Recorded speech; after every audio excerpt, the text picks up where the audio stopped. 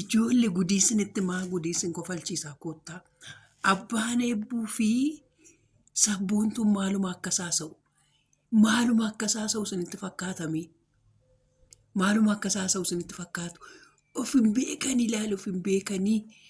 Ani immoo suuta jedheen gama dhaabbadhe. Ila gaafa na argan dura of hin beekan jechuudha. Laayinaa haasa'u miti hin taphatu miti. Qoy maal fanaasaa isaanii kanaa riikardiin godhadhu jedhee gaafa silkii fuudhu. Abbaan eebbuu budaa mitiiree na argeet dafanii gara eebbutti haasaa isaaniin dhiisan seetanii addaan hin kutan seetanii waansaa haasaa isaanii addaan kutan maqaa haasichi maaluma haasa'aa turan laata mi'aa miti hin fakkaatu of hin beekan bara waan itti haasa'aa turte hin beeku waan inni itti haasa'aa ture hin beeku garuu taphni isaanii nama gaddisiisaa baay'ee namatti honnoo jedha. Abbaan eebbuu sabboontuu qaaman har'aa jechuudha. Viidiyoodhaan gochaa beekaa wayin sagaleedhaan qofa ishii beekaa qaaman har'a akkasitti ishee arge. Gaafa qaaman akkasitti ishee argu maal jedhe seetan? Ejjee ani koo jaartii godhee tan fuudhaa mucaan firee lama dabar ganaa ijoollee dabareedha. Ammas irra deebi'ee sabboontuun ikkoo baay'ee ijoollee dabareedha. Ammas irra deddeebi'eetti sabboontuun baay'ee ijoollee dabareedha.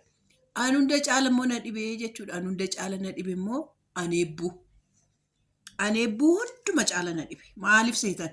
Namoota kaan irra laal mucoo ishee qaas jala sinii gashaa.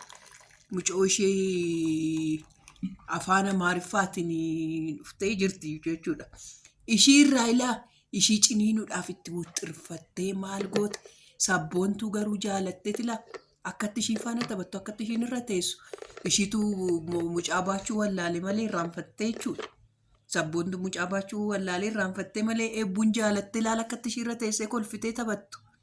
Ani eebbuus na dhibee ani abbaa eebbuus na dhibee yaa sabboontuu deebii koottuu jedhamteetta dafii deebii kootti jedhamteetta akkamitti gashite akkamitti bultu naan jedhanii gaafa nan baasee gadi bu'ee geessu xoorinnatiin biraanatti hin ka'u seetanii mana keessatti gaafa ol deebi'u akkamitti gashitaa irra dhuftee akkamitti geggeessitaa maal jechuudha akkamitti bushituu naan jedhee sabboontuu kootti walitti nu araarsaniif abbaan eebboollee beekuma ariitee gashite malee mucaa ishee ofiddee dhuftee mucaa ishee faanaa dhuftee maaliif hin bushinii abbaa manaa akka hin qabne beektaa maaltu ishee ariifachiisee wallaggayyuu ji'a tokko torbee lama teessee dhuftee guyyaa tokkotti akkamitti gashitaa naan jedhe akkamitti ariitee gashita naan jedhe anaa miti ariyaan gasheen jedheen suma dheedhe situ fuulatti balleesse naan jedhe situ fuulatti guurrate jedhe maalan gochuu qabaa ture yaa rabbii koo anaanoo keessummaan ilaa wixxir godheetoo na qabee jira bira teesseetoon taphachiifne naan jedhe itti naasofne jedhe mucaan buluudhumaaf mucaa ishii qabatteetoo dhuftee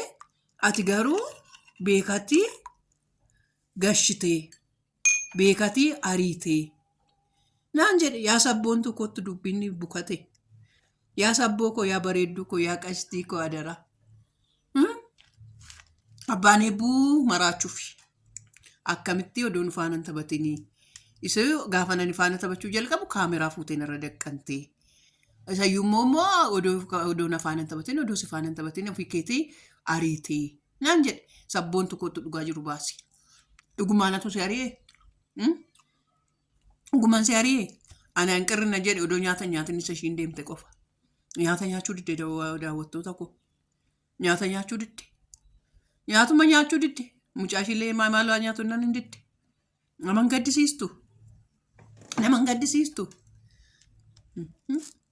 dhugaa rabbii nyaata odoo nyaatiin deemte nyaata odoo nyaatiin diddee deemte sanuu nyaatallee nyaata ishiidhaaf ta'uun hojjedheetoo ishiidha eege nyaata ishiidhaaf ta'uun ishiidha hojjedhee eege nufti jedhee maaliif mana na gaafatteetti ka nufti jedhee nyaata ishiidhaafis kophaattan hojjedhee ture garuu isa uummanni mana keessa guutee kam jirtuu fayyaa keessanii nagaa keessanii yaa biiziin ta'ee jidduu kana sinjaalaa babbadaan jira.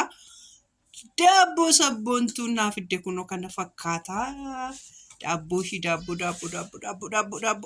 daabboo biyya arabaatti toshamu naa toshitee naa fidde daabboo sabboo kunoo kana fakkaataa eebbifamin jedhaanii amma abbaan eebboo ganuu muree keessa isaa laalla keessa isaa akka lixiin taane harri isaa diida jira jechuudha.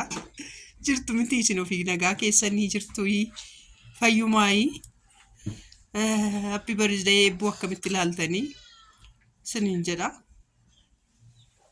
Nu umurii kaabbaa eebbuu keenya akkam isin nagaa keessanii karaa garasii immoo beekuun boxobboxate jala beekuun hin boxobboxate muree ijoollummaa kun ko nama dhibdi.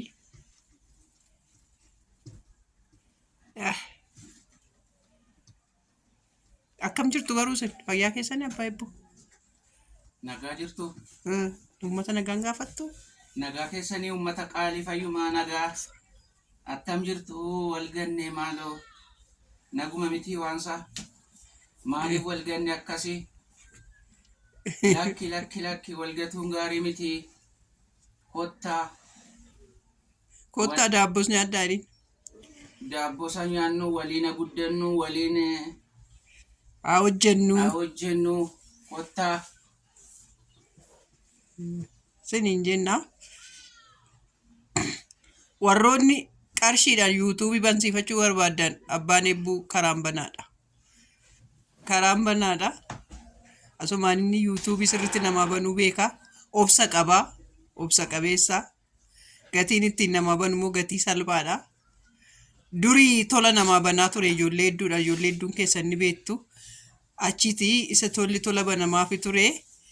Akka wannootti ilaalan beektaa akka tuffii tokkotti ilaalataniiti wannoo jedhani waan ta'eef meestiibsi akkaataa yuutuubii si beeksisaa jira bar beeksisi akkamitti gargaaraa turte amma immoo akkamitti gara qarshiitti jijjiirratti beenatti daabboos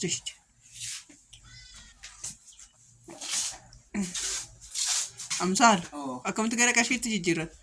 Achuun amma yoo qarshii kaffalan irra gammadanii sirrittis hojjetu birriitti iddootti kennanii kabaja kennanii fi sirriitti galii irraa argatu. Garuu yoo tola banteetti kennite waan tola argatan waan itti fakkaatee fi homaa tokko waan gatii qabutti hin fakkaatu. Callisanii baay'een isaanii goodaatti faagatanii dhiisu. Irratti hojjetanii sirriitti itti dhimmamanii jechuudha. Yoo qarshii kaffalchiifte garuu sirriitti irratti dhimmanii waan itti baasanii fi waan baasitti baasaniif sirriitti irratti hojjetu. Kanaaf karaan balballisaa banadha. Karaa kamiin argattu Duwwaa 91389 anaan eebbati olan sun qunnamsiibsaa jechuudha. Warroonni yuutuubii haaraa banachuu barbaadanii kun iftoomuun afaan hojii sinii jalqaba.